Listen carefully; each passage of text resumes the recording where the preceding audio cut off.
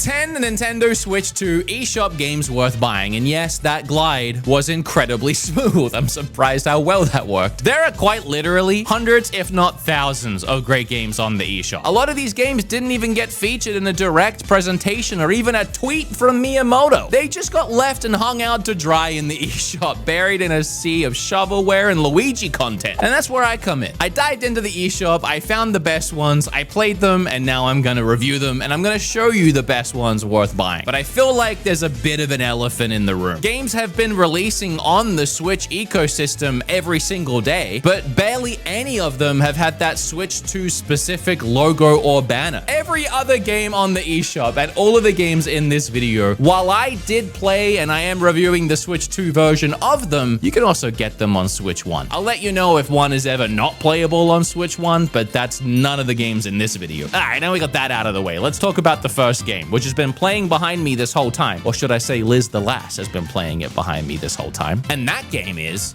Discounty. For only $20 on the eShop, this is one of those perfect handheld games. They call it a cozy management sim RPG, and man, at times, because I'm telling you now, running the checkout of that supermarket, having a beep, beep, scan everything through before the customers start getting mad at you, that can be stressful. You plan and organize your shop's layout from the front of the store and what you want to sell to the back of the store and storage where you keep all of your inventory. Then every day you open up shop at 9 a.m. other than Sundays because we don't work on God's day. You work the checkout, manage the stock levels, and even run around after dirty customers mopping up the sticky crap they leave behind. I mean, wipe your shoes, damn. The store management sim part of the game scratches a wonderful ADHD itch that I've been wanting from a game ever since I played Moonlighter, which is another incredible indie that has a shop management system. Discounty, however, dives even deeper into that concept, allowing you to place orders for more stock, expand your business, and even strike trade deals with the town locals. And speaking of the town locals, yeah, there's a whole nother game outside of the store that you manage. You've just moved into this quirky, rundown town called Bloomcast, and there are so many characters to meet, build relationships with, and man, so much drama. And you just want to talk to them because you just want to say hi or like use whatever service they provide, and they'll give you just a book worth of drama of what's going on in their life with a lot of twisting storylines and many different areas to explore. This game is very much Stardew Valley meets the store management side of Moonlighter, which is funny because it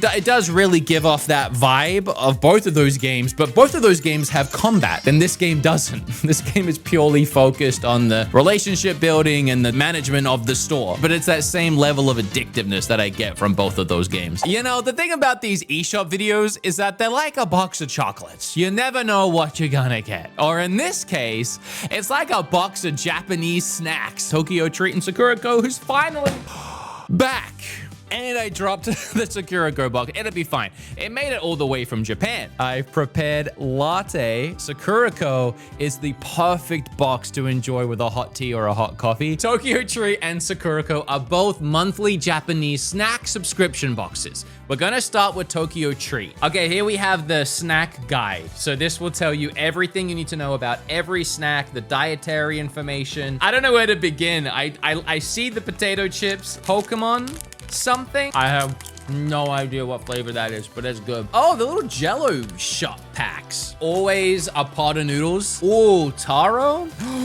My favorite part. Oh my God. And it's like funnel cake or something. Oh, no way. God, I love this. That is the sweetest Kit Kat. Mont Blanc, sweet chestnut flavored white chocolate. It's so good with the coffee. That's Tokyo Treat, like the pulp culture box. When you go to Japan and the snacks that you see on the shelves that you want to grab and you want to try and you want to take home for your friends. For Sakurako, it's more artisan snack box. It's such a different vibe, but it's so good. Okay, there's the 2 tea bags. I also love that it's 2 tea bags. This is where you get some really complex flavor profiles in the snacks. Like this one, a salt truffle.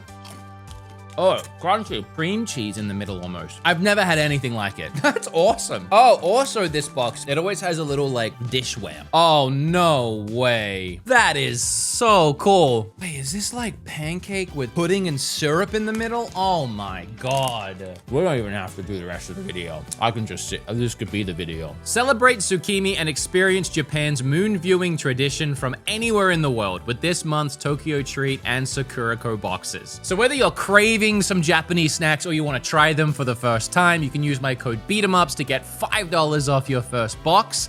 I'll leave links down below. Thank you so much to Tokyo Treat and Sakurako for sponsoring this video. Please sponsor me again soon. I can't stress how much I love doing these. I love when I can add in a cheaper, low risk, but high fun title into these videos. And Is This Seed Taken for $9.99 is exactly that. You play as a seeding matchmaker to please picky characters and solve satisfying puzzles. It's a visually delightful puzzle game where these little shape people want to sit or stand somewhere on the bus, movie theater, wedding reception, or other random locations the game throws at you. It's as easy as just picking one up and putting it somewhere.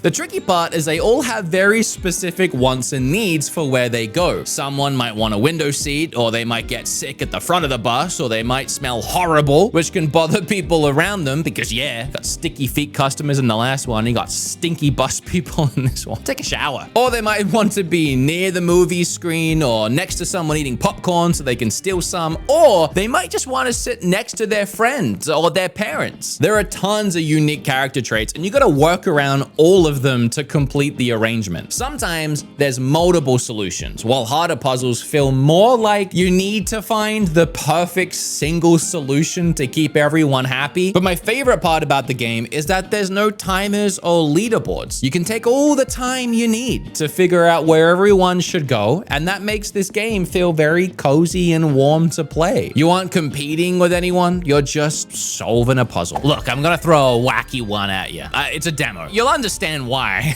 It's the Adventures of Elliot, the Millennium Tales. The Adventures of Elliot is a brand new action RPG from the creators of Octopath Traveler. There is a free demo on the eShop you can play now, and it is awesome. You can spend up to 5 hours playing this demo. It's a showcase too, which means it's like a slice of what the game will be like, but not the actual game. It's kind of its own thing. I don't think anyone's gonna be mad at me. Why would you be mad at me anyway? It's my list, who cares? This game is essentially a top-down Zelda-type game. It is so clear where the heavy inspiration came from, and I love it. I wasn't even sure if I was gonna check this game out. I've been kind of burnt out on all of these 2D HD games they keep releasing. But man, this one is different. It has an action-adventure gameplay, meaning it's more attacking in real time with a sword, bow, bombs, and more. In fact, while playing, I found a dungeon complete with bosses and mini-bosses, locked rooms, and even a new weapon I acquired by beating the dungeon. It was a chain whip type thing that has completely changed how I approach combat. Also, you have your own Navi type fairy, who while is just as annoying as the Navi that we all know and love. This Navi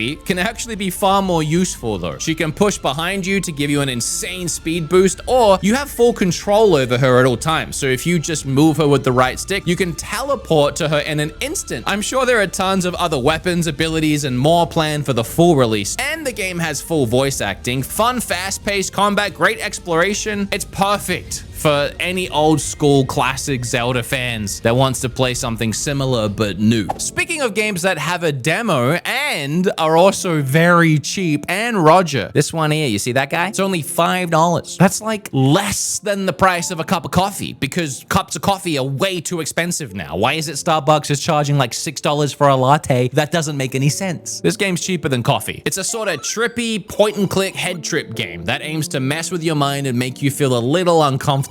You play as a young girl who wakes up and begins to realize that nothing around her feels quite right. Your dad isn't actually your dad. He's also talking weird nonsense and just confusing you, making you eat when you're not hungry, and refusing to answer any of your questions. You play the game by interacting with the things on the screen, but so often the screen won't make sense, or the way that you need to play will change unexpectedly. Like this one part where I desperately tried to figure out the combination of buttons I needed to call 911 911 while my character was trembling in fear, and then at the last second, I was caught anyway. This is a short and memorable interactive game with a beautiful and emotional story that you can knock out in about an hour, and it pulls on all of the same strings that the similar 2018 Florence does. And I'm pretty sure I also put that game into one of these videos. I just love little bite-sized experiences like this that leaves a lasting impression, and I'll just be thinking about it for a week. So I don't know how to tell you this, but the Hades sequel is already on the Switch eShop. And before you rush to go and look for it, this is it. It's the Eternal Die Lost in Random. Sorry for kinda lying.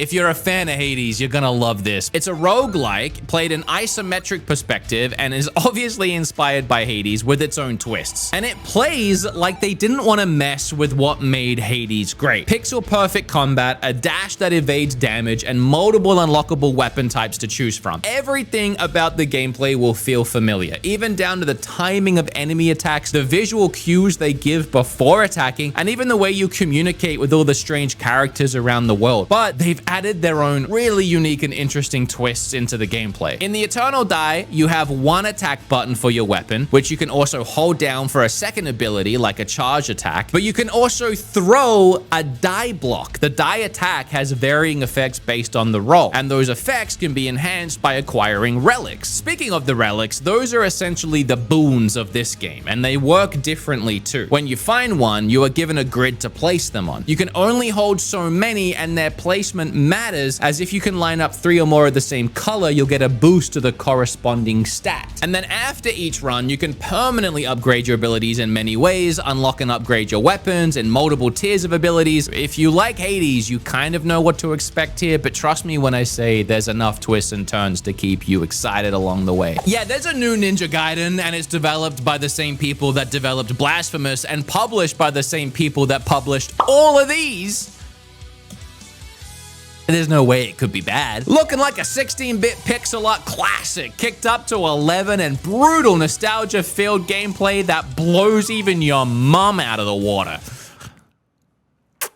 I did write that, and I don't remember writing that, and I don't like that I wrote that. This game is fast-paced and furious. If you can keep up, it will not try to slow you down. Slicing through most enemies is easy and satisfying as you dodge their attacks or counter with your sword or a parry jump. Harder enemies might stand in your way, but if you defeat a glowing enemy first or sacrifice some health to charge up an attack, you can one-hit just about anything. Then these giant boss battles. They're usually pretty challenging and will require you to make several attempts before learning attack patterns and the best places to strike. It's always so satisfying and rewarding when you finally take them down. The entire game is backdrop with gorgeous pixel art environments, incredible music, fantastic sound design, non-stop action. I mean, there's a lot of Ninja Gaiden love happening right now with all the recent remake of Ninja Gaiden 2 and upcoming Ninja Gaiden 4. Man, 18-year-old me playing Ninja Gaiden 3 on his Xbox 360 would be stoked if he knew how much Ninja Gaiden stuff was happening right now. I mean, I guess he is, because that's, it's still me. So I guess I don't have to go through the hassle of time travel and to let him know. There's a lot of Ninja Gaiden. Oh, thank you. I don't know what's wrong with me today. Got my friend Cozy K playing this next one behind me here, and that's a tiny bookshop.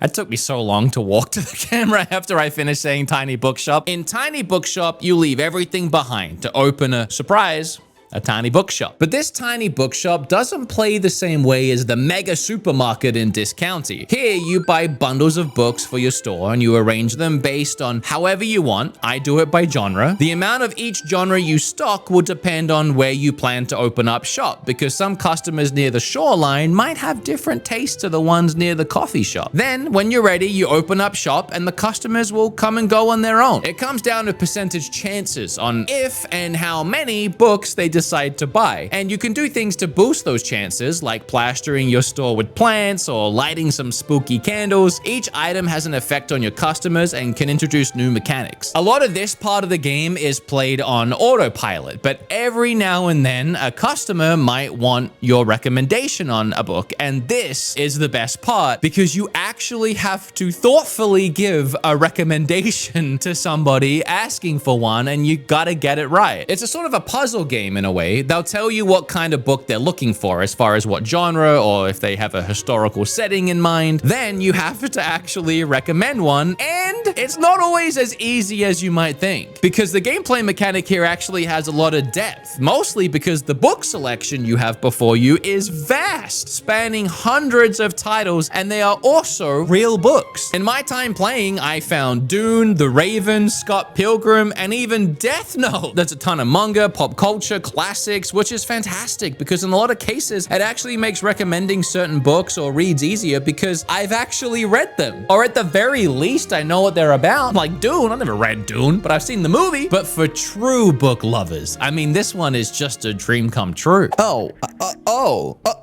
I literally didn't notice this until now. I'm loading up the game, MISC A Tiny Tale, and the first thing that comes up is like a Western Australia badge. This one's made in Australia. Well, now I love it even more. If you love a good Mario 64 or Banjo-Kazooie or any of your favorite N64 gems, you'll probably like MISC A Tiny Tale. It's also Pikmin-like in its miniature setting, and altogether reminds me of a GameCube hidden gem that you've just never played before. This game will feel very familiar, from the fanfare animation that plays every time you pick up a collectible golden cog, to the numerous puzzle and platforming challenges, even the quirky and likable characters you meet along the way. You play as a little robot named Buddy. You and your friend Bag Boy set out on a grand adventure after an explosion of golden cogs rained down from the sky. You work to restore each village and uncover the secret behind the blast. The more trash you pick up and clean, the more you'll be rewarded with nuts and bolts to purchase items from the shop, like a safety pin sword or items to help solve puzzles. Every world, every level has like this Zelda Shrine-esque raccoon challenge that you can dive into, and it's usually an increasingly difficult puzzle platforming challenge, and I just absolutely love these. This game is a shining example of what a few passionate developers can do, and as I've learned now, a few passionate developers in Australia. It also goes for Hollow Knight. Do you know Hollow Knight? Team Cherry is from Adelaide. That's like the coolest thing to come out of there other than me and Rhea Ripley, and I'm not even cool. The game performs really well on Switch 2, and it looks pretty nice. It's really nostalgic to play and fun in its simplicity. For as well as it runs on Switch 2, it doesn't run that well on Switch 1. I looked up some gameplay, and it's definitely a bit more chuggy and rough. I would stick to the Switch 2 version for this one, but the game is only available on Switch and PC, so you don't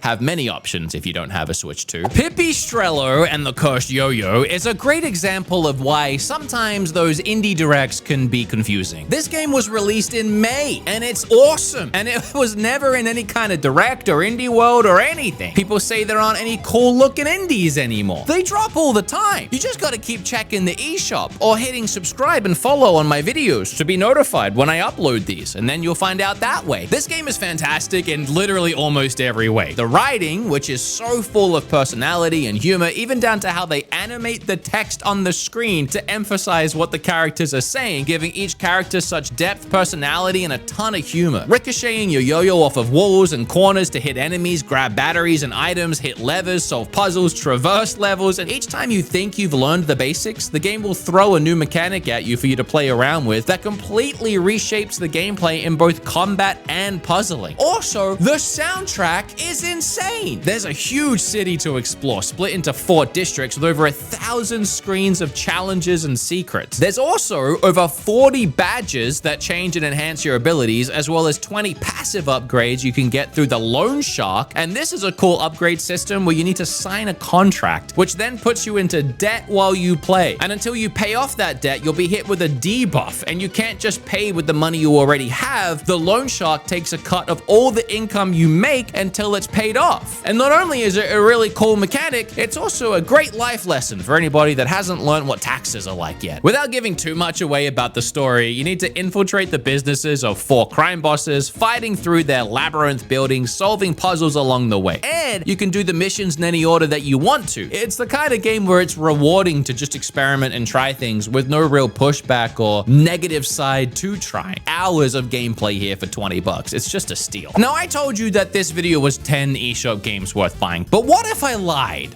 What if it was actually 59? Well, it kind of is, because the last game's UFO 50, which is 50 games in one. It's a collection of 50 single and multiplayer games that span all the genres of video games. Platformers, shoot 'em ups, puzzle games, adventure games, RPGs, beat 'em ups.